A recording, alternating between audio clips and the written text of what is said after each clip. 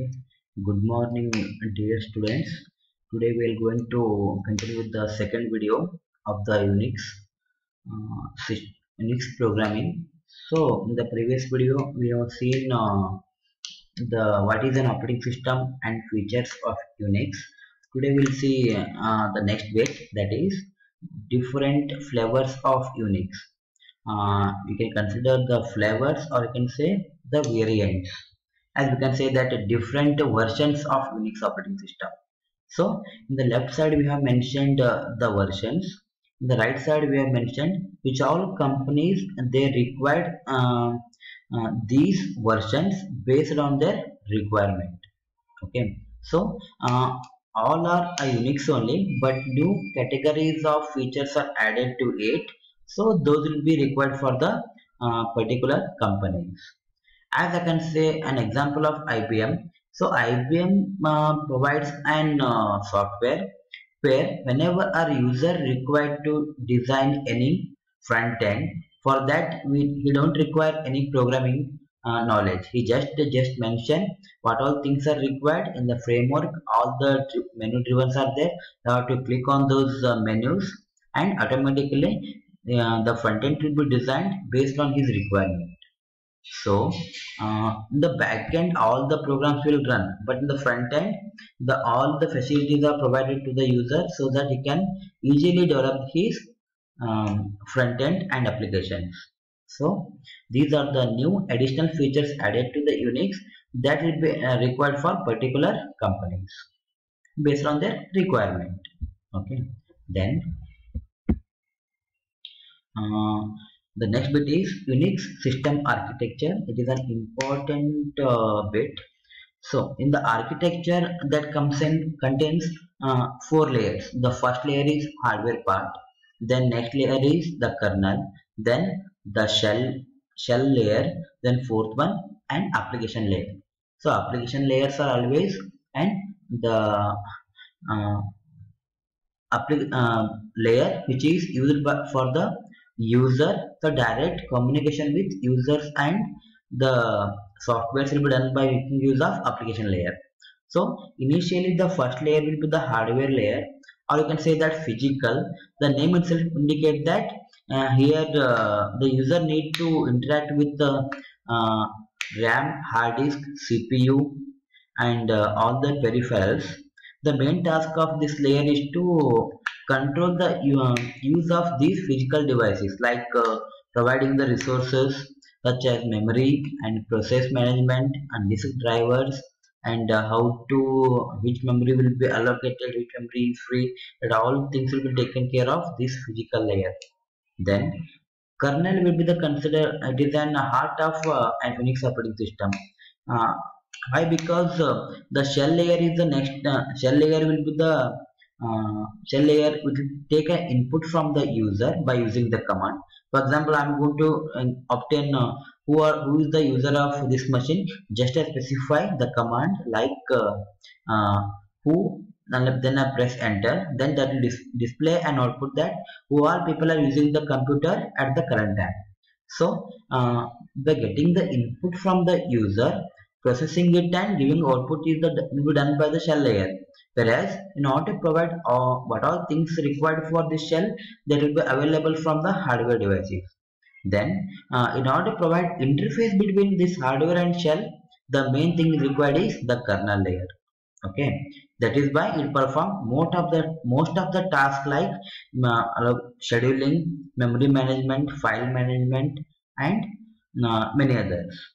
Okay, then shell, as I told that it is an interface between the user, like user will be providing the command and kernel will be facilitating all the resources so that you can able to get the output the certain time.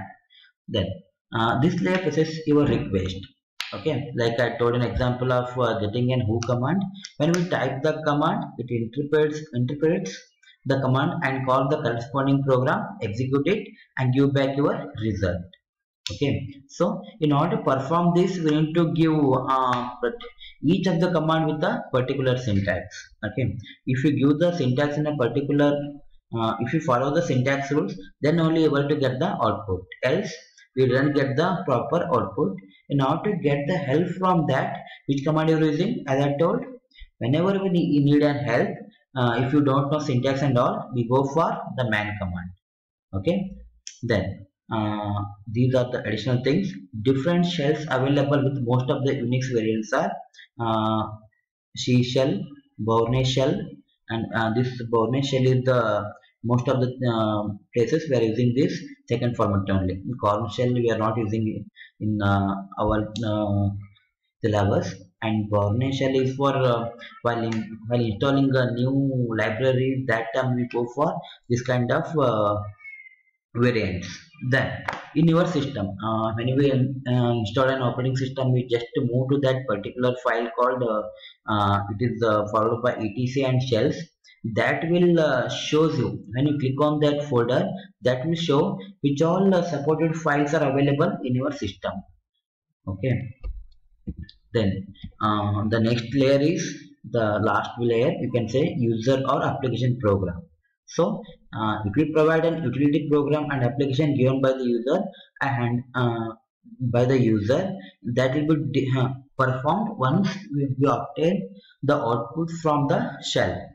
Okay, and it will maintain all the data into particular format. For example, once we get the output, we can store these files into particular directories. Then we can store them into the folders.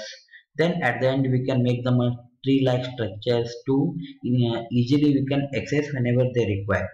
Okay, then this storing of information will be of and execution of program will be of three different formats.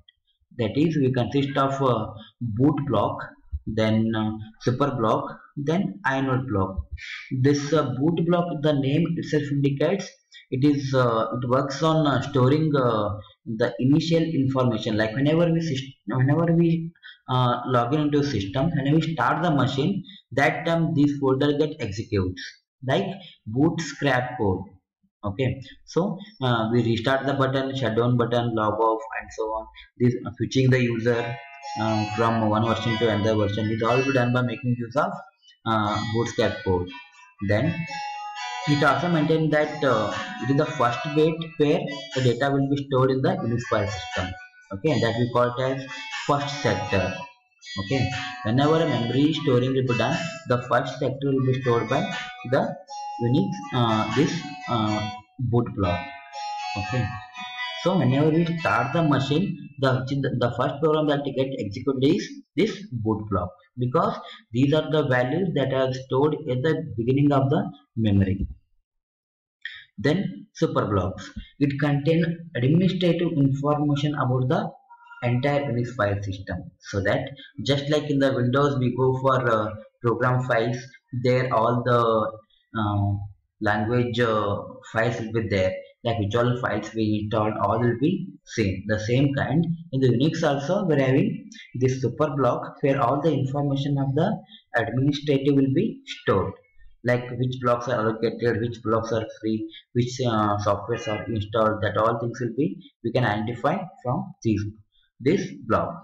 Then inode block, the third bit, that will define for example in the hard disk how much memory is utilized and which memories are not utilized at.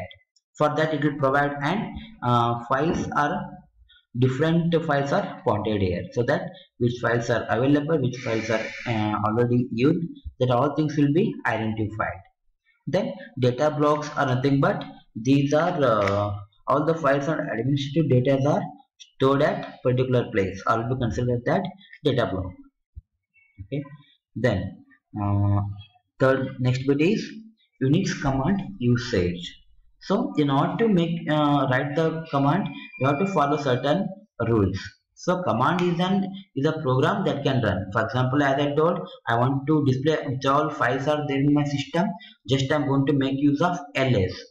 So that will provide list of files in a system. So this ls will be then command. So you have to just write the command, press enter, that will display the list of files. Okay, in order to execute the commands, we require a set of rules. So what is that first rule? Unix command may or may not have an argument. Okay, sometimes we may not give the argument. For example, ls minus l, ls minus a. This minus l minus a will be the argument. But sometimes we just specify $date. That is sufficient. That not required any argument. So sometimes it may require, or for some command it may not require, like that. Then the option is usually precedes with minus sign. For example, here I am taking ls minus l. So how we required the output will be displayed, that will be defined with an option that always precedes with minus symbol. Okay. Then one more important thing is that all the Unix commands must be entered in a small case letter. There is no capital letters while providing the commands.